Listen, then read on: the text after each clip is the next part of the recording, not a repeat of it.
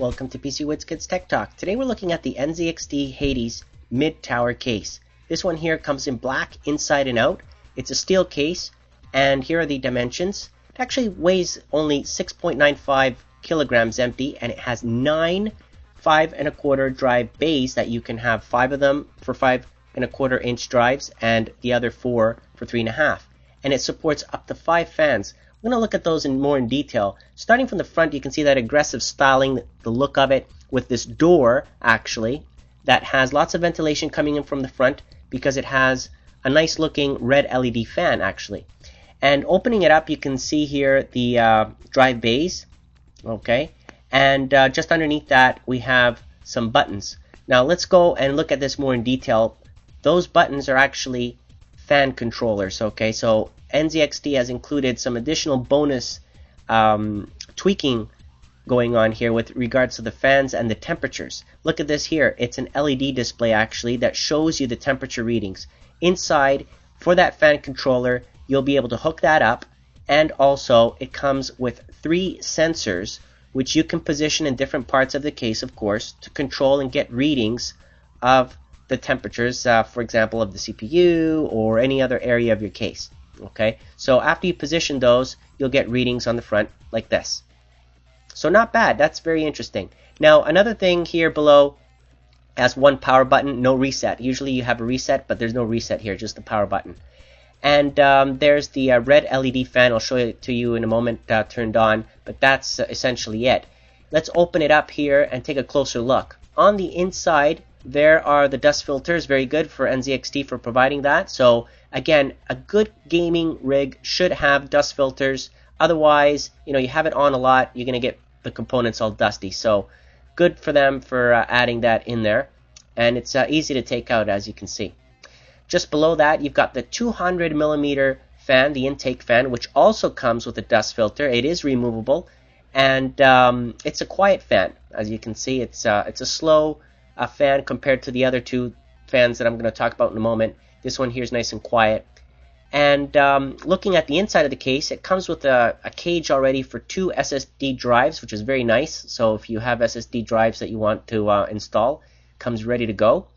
And also here, you can take a look at the 5¼ inch drive bays that I was telling you about. All 9 of them in there. Very nicely laid out. Lots of space for expansion, and you can use it however you want.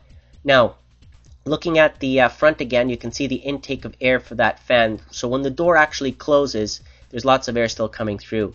Also, lots of air coming from the side of the case. Another 200mm fan coming in from the side to take more cool air in, and some ventilation through that side panel as well. So very nicely laid out there. This isn't a LED fan though, the side panel one, just so you know.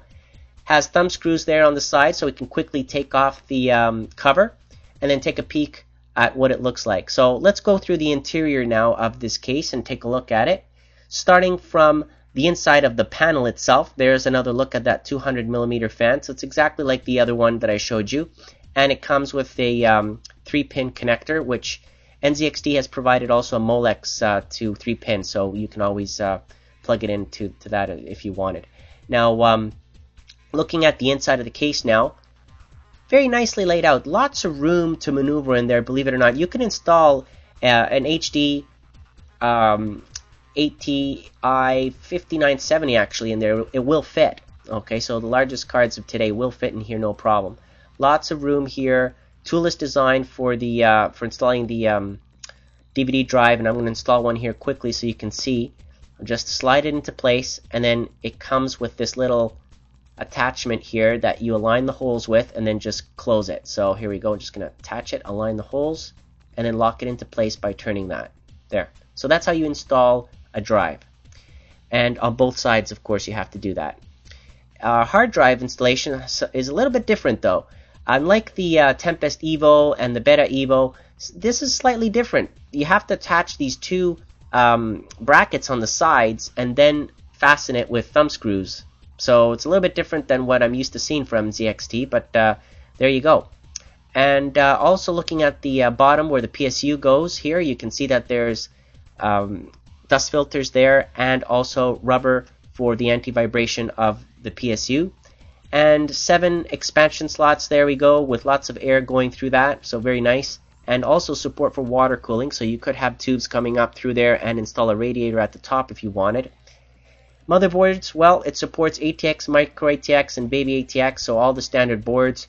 There are the 2 fans that I was telling you about, and a huge hole there for your CPU cooler replacement, so very nice. These 2 fans, actually, the one at the rear is 120mm, the one at the top is a 140, but it's missing another 140. That one's optional. Okay, so it comes with only one 140 at the top. You could change those to 120s if you wanted.